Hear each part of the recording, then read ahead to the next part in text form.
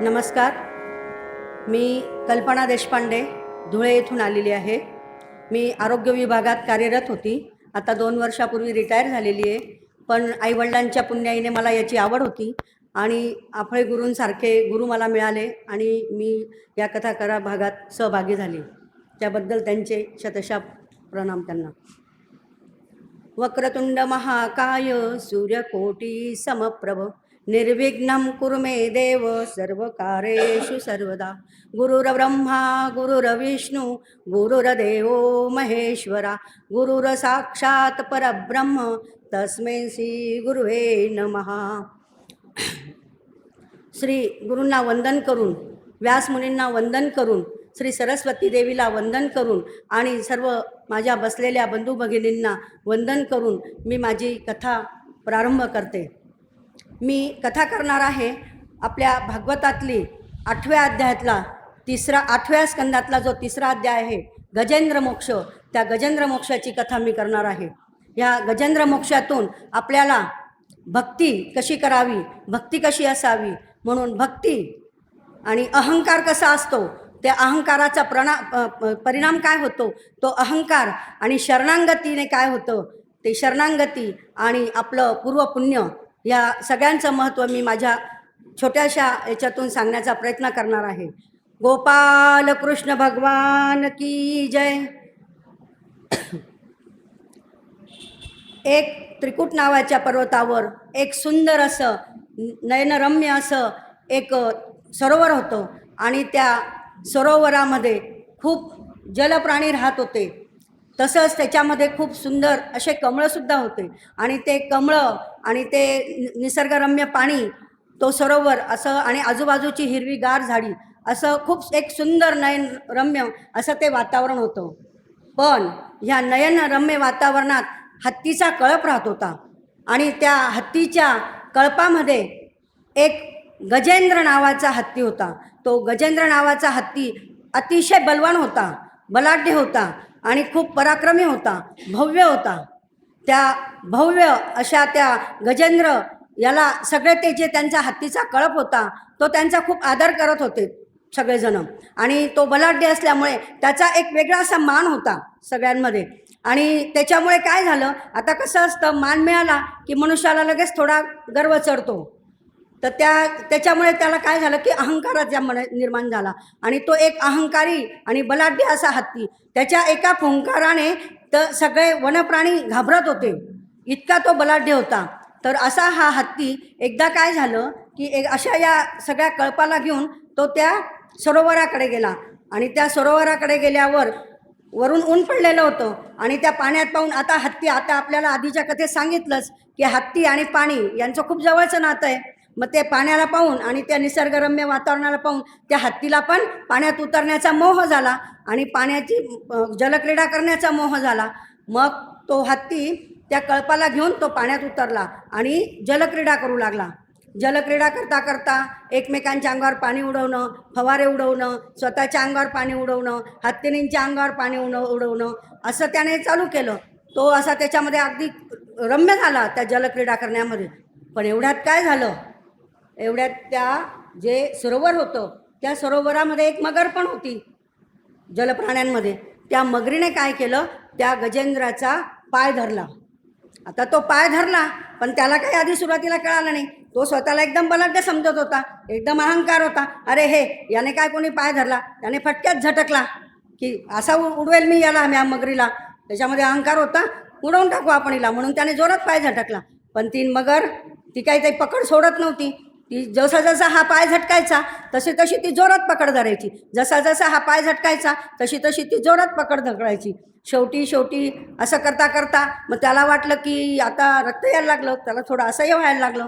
मग त्याने काय केलं, त्या बाकीचे जे हत्तीने होते ना त्यांच्या कळप, त्यांना सांगितलं की बघा मला त्या मगरीने धरलेलं आहे आणि मला आता मदत करावं. पण आपल्याला माहिती आहे, आमच्या खानदेशामध्ये म्हण आहे, सारे गाव मामाचे एक नाही कामाचे.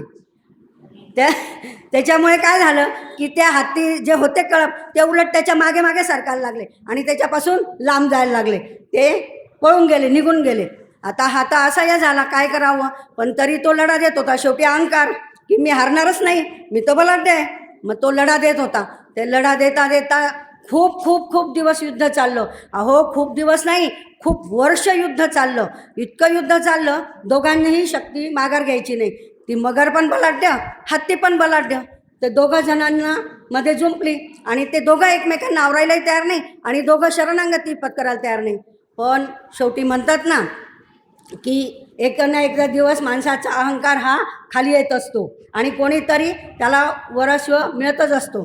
तर तसं ती वर्चस्व असणारी मगर त्याला मिळाली आणि त्याचं हळूहळू हळू काय झालं, त्याची शक्ती सगळी गलित गात्र झाली. तो अगदी असह्य झाला आणि मग आता काय करावं, आता काय करायचं. बघा तुकाराम महाराजांनी म्हटलेलंच आहे की ऐसेची नामं घ्यावे, ऐसेची घ्यावे तुकाराम महाराजांनी म्हटलेलंच आहे की नाम जर घेतलं तर आपल्याला काय होतं की त्या नामाचं फळ मिळतं आणि आपला उद्धार होतो. मग असं करताना त्याला ते आठवलं. कारण का बरं आठवलं माहिती आहे का तुम्हाला? याच्यासाठी काय लागतं, पूर्वपुण्याई लागते. जर तुमच्याजवळ पूर्वपुण्याई असेल तर नक्कीच संकटाच्या वेळी भगवंत आपल्याला मदत करतो. तसा हा गजेंद्र विराट राजाचा देशाचा मोठा राजा होता पूर्वजन्मी आणि तेव्हा तो खूप अगदी भक्ती करणारा होता, चांगला होता, दानधर्म करणारा होता, दुसऱ्यांना मदत करणारा होता. मग शेवटी आपली पूर्वपुण्य आपल्याला कामास येते. आपले आईवडील म्हणतात ना, बरं झालं हो ॲक्सिडेंट करता करता वाचला, बिचाऱ्याची पूर्वपुण्याई बरं का. तशी ही पूर्वपुण्याई आपल्याला नेहमी कामात येत असते आणि म्हणूनच आपण ह्या जन्मी तरी चांगलं कार्य करावं, म्हणजे पुढच्या जन्मी आपल्याला ती पूर्वपुण्याई निदान कामास येईल.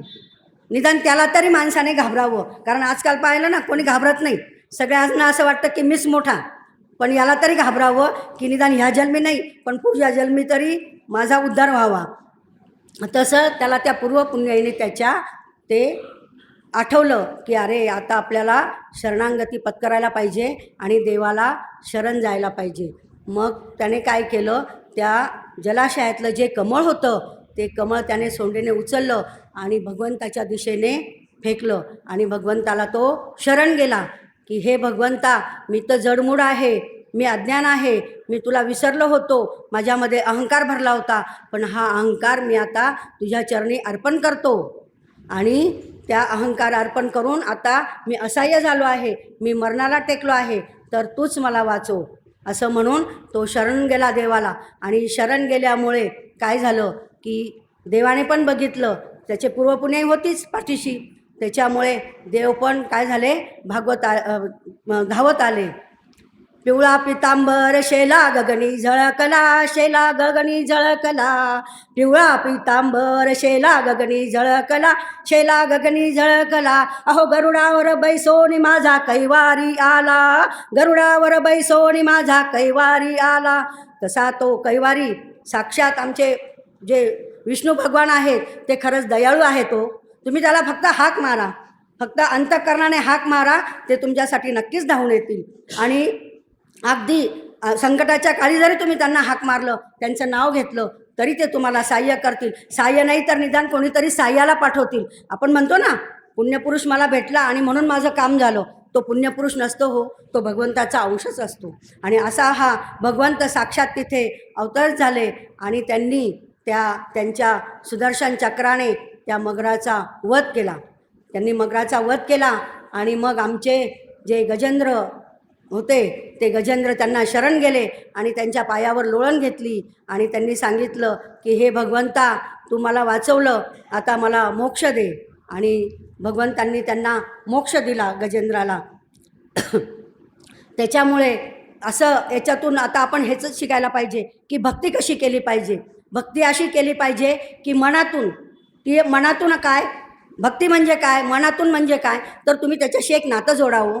त्याला तुम्ही बापाचं नातं लावा, तेव्हा तुम्ही मुलाचं नातं लावा. तर आपण घरातली पूजा करतो, असं पूजा करताना तुम्ही आपल्या बाळाला पूजा करतोय, आपल्या बाळाला जेव घालतोय, अशा भक्तीने करा, अशा मनाने करा की नाही हे माझं बाळ आहे. आता मी एका ठिकाणी गेली, तिथे तो सद्गुरू ते पूजा करत होते तिथले व्यक्ती. तर ते पूजा करत होते, मी बघितलं त्यांनी तामणामध्ये सगळे देव ठेवलेले होते आणि ते पाणी घेऊन तिथलंच पाणी घेऊन तिथल्याच देवाला टाकत होते, तिथलंच पाणी घेऊन तिथल्याच देवाला टाकत होते. का हो आपण असं करतो का? आपण असं त्याच पाणी तेच घालचं पाणीच घेऊन आपण आंघोळ करतो का? तुम्ही नवीन पाणी घेऊन देवाला आंघोळ घातली पाहिजे ना. जर तुम्ही जसं आपण राहतो, जसे आपल्या मुलांना करतो, तसं आपण आपल्या देवांना करायला पाहिजे. नैवेद्य करताना काय करतात? नैवेद्याचं ताट ठेवून देतात, स्वस्तिक काढायचं, ताट ठेवायचं, हात फिरवायचा. असं नाही ना. तुम्ही तुमच्या मुलांना जसं जेवू घालता तसं हळुवारपणे त्याला जेवू घातलं पाहिजे, त्याचं नाव घेतलं पाहिजे. हे भगवंता, माझे जे मी केलेलं आहे ते अन्न तू ग्रहण कर. कमीत कमी तुम्हाला नाही मंत्रतंत्र येत असतील तर एवढं आपण म्हटलं पाहिजे. याला म्हणतात भक्ती, आणि ही झाली मनातून भक्ती. तर अशी आपण भक्ती केली पाहिजे. आणि अहंकार, अहंकार जो असतो तो माणसाचा अहंकार हा सर्वनाश करतो. हे आपला अहंकार म्हणजे काय आहे? षट्रकृतून एक आपला तो क्रोध, अहंकार हे आपले मनाचे विकार आहेत आणि ते विकार आपण घालवले पाहिजे. अहंकार जर असेल तर नक्कीच माणसाला त्याच्यातून काय होतं? एक दिवस गतप्राण व्हावं लागतं आणि त्याची शिक्षा मिळते. म्हणून आपण अहंकारी कधीच राहिलं नाही पाहिजे. आपण अहंकाराने आपला सर्वनाश करून घेतो. म्हणून हा अहंकार आपण सोडला पाहिजे आणि परमेश्वराचरणी लीन झालं पाहिजे. तसंच आपण नेहमी भगवंताला शरण गेलं पाहिजे. भगवंत जगद्गुरू यांना जर आपण शरण गेलो तर ते नक्कीच आपल्या पाठीशी उभे राहतात आणि आपल्या तसंच आपली पूर्वपुण्याई ही सुद्धा आपल्या पाठीशी उभी राहते. म्हणून आपण ह्या जन्मी तरी चांगलं कार्य केलं पाहिजे. पुण्य पुण्य पुण्य पुण्य म्हणजे काय? पुण्य हेच की फक्त समोरच्या माणसामध्ये तुम्ही देव बघा, माणसाला ओळखा. ही जी आपली माणुसकी आहे ती जागृत ठेवा आणि याप्रमाणे जरी तुम्ही एवढं जरी केलं तरी ती पुण्याई आपल्या पाठीशी राहते आणि या सगळ्या पुण्याईने नक्कीच आपल्याला भगवंत संकटात मदत करतो. हेच या कथेतून मी तुम्हाला सांगण्याचा छोटासा प्रयत्न केला. जय जय रघुवीर समर्थ.